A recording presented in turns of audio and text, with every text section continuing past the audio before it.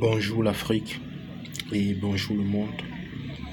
Mes interminables salutations à tous.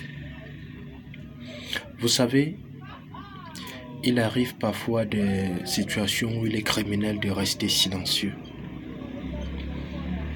Et là, nous sommes véritablement dans cette situation-là.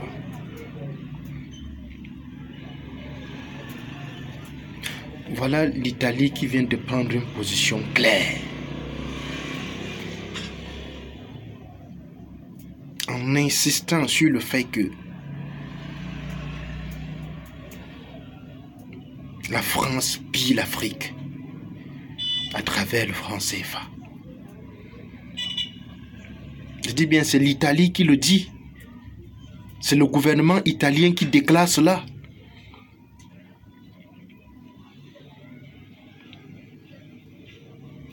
Mais on voit des rigolos. Moi, j'appelle ça des rigolos, des sorciers. Puisque c'est comme ça qu'il faut les appeler. Qui font des déclarations pour dire non, le franc CFA est bon, c'est une bonne monnaie qui stabilise, qui fait... Mais dites-moi, vous pensez qu'on a le temps à perdre avec ces dirigeants-là?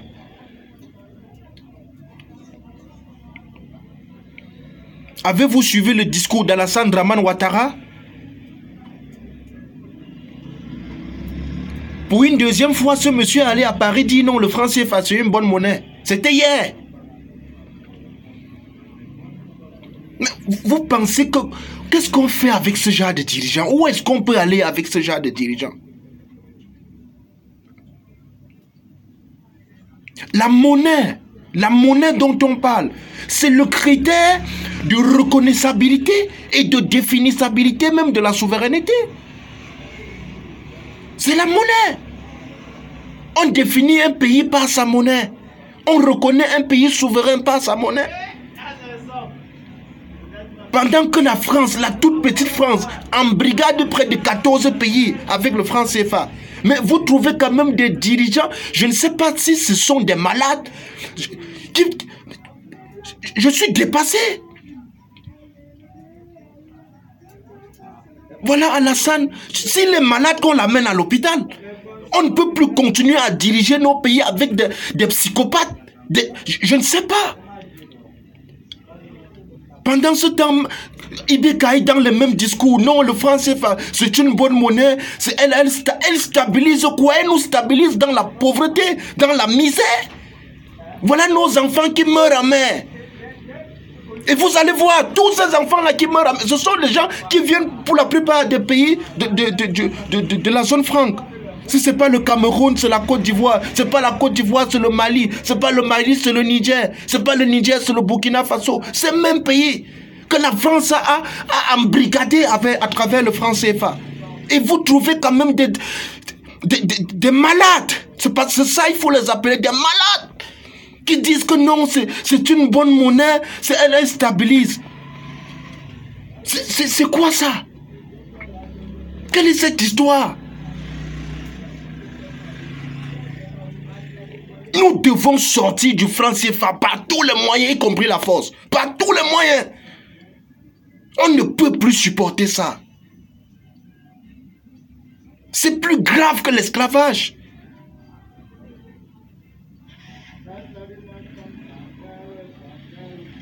Votre politique monétaire est dirigée par la France. Et vous dites que vous êtes souverain. Vous parlez de quelle souveraineté? Est-ce que vous parlez de quelle souveraineté? Rothschild, cet économiste américain, disait: permettez-moi d'émettre et de contrôler la souveraineté monétaire d'un pays et je me moque de celui qui écrit ces lois. Mais c'est dans ça nous sommes. Notre souveraineté monétaire est contrôlée par la France. Et les gens sont là dans des affaires de parlement, on vote les lois. Vous votez quelle loi? La France se moque de nous, puisque c'est elle qui dirige tout. C'est la France qui détermine la quantité d'argent qu'elle va envoyer au Cameroun, qu'elle va envoyer je ne sais pas où, en Côte d'Ivoire, au Burkina. C'est la France. Et elle bloque la moitié de nos devises, cette France-là. Et vous avez des gens qui se pavanent, ils vont aux Nations Unies, ils disent qu'ils sont présidents. Ils vont... Président de quoi? Vous dirigez quoi? Il faut qu'on arrête ça. Il faut qu'on arrête. Kwame Nkrumah n'avait pas tort lorsqu'il disait dans son célèbre ouvrage Néocolonialisme, dernier stade de l'impérialisme, que l'essence du néocolonialisme est que l'État qui est assujetti est théoriquement indépendant. Il possède sur le plan théorique un drapeau, une devise et un hymne. Mais en réalité, son économie et sa politique sont manipulés de l'extérieur. Mais si vous prenez l'exemple des pays des pays francophones, là, vous verrez, notre économie est manipulée par qui? C'est pas la France. Notre politique est manipulée par qui? Pas la France. Quand vous voyez un petit gamin comme Macron qui invite Alassane Dramane Ouattara venir en France dire que le français fait bon, vous comprenez aisément que notre politique est manipulée de l'extérieur. Pas un minable pays qu'est la France, un petit pays. Voilà un petit Macron qui n'a même pas 40 ans, mais qui manipule Alassane, manipule Ibeka, manipule... Je ne sais pas où est-ce qu'on va avec ça. Moi, je ne sais pas. Moi, je continue de dire, quand les armes oratoires sont épuisées, il faut passer à l'action. Le moment de l'action est arrivé. Laissons les discours, laissons les déclarations. Tout a été dit sur le franc CFA. Qu'est-ce que le professeur Nicolas Arboou n'a pas dit sur le franc CFA? Qu'est-ce que le Togolais Kakou Ngobko n'a pas dit sur le franc CFA? Qu'est-ce que Samine Ramin n'a pas dit sur le franc CFA? Qu'est-ce que Tundian Pomi en son temps n'avait pas dit sur le franc CFA? Tous les économistes. Qu'est-ce que le monsieur là, l'Ivoirien Justin Koné Katinan, qu'est-ce qu'il n'a pas dit sur le franc CFA? Tous les économistes, tous les théoriciens, tous les experts sont unanimes. Il faut sortir de cette histoire. Mamadou Koulibaly en a parlé. Mais on est toujours là dans des... Moi, je suis dépassé. Il faut sortir de cette affaire. C'est pour ça que je dis encore une fois de plus, arrêtons les discours, arrêtons les déclarations, arrêtons le bavardage. Passons à l'action. L'heure de l'action est arrivée. L'heure de l'action est arrivée.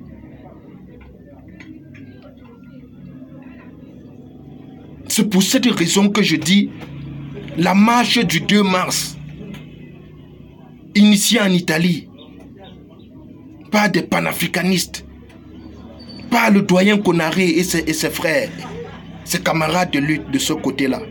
Cette marche-là doit faire tache d'huile. Ça doit être une marche mémorable, historique. Historique. Je lance un appel à tous les Africains, tous les panafricanistes, de se retrouver du côté de l'Italie le 2 mars pour briser cette France-Afrique-là. Tout le monde doit être en Italie le 2 mars. Moi, je reçois déjà les appels des États-Unis de partout pour dire c'est le 2 mars, cette marche-là. Tout le monde doit être là-bas. Tout le monde. Que nos frères de la Belgique, nos frères de l'Allemagne, nos frères de la France retrouvent les camarades en Italie le 2 mars pour mettre cette France-Afrique à nu. Parce que les Italiens même n'en peuvent plus, ils ne veulent plus de cette histoire. Et ils seront là à la marche. Donc c'est l'occasion historique pour nous de briser ces chaînes de la France-Afrique en participant à cette marche. Je lance un appel. Je vous demande pardon. Je vous demande pardon. Participez à cette marche. Toute l'Italie doit être dehors. Tous les Africains doivent être du côté de l'Italie pour dire non à cette France-Afrique. Nous n'en pouvons plus. Nous n'en pouvons plus. Trop d'humiliation, trop d'humiliation.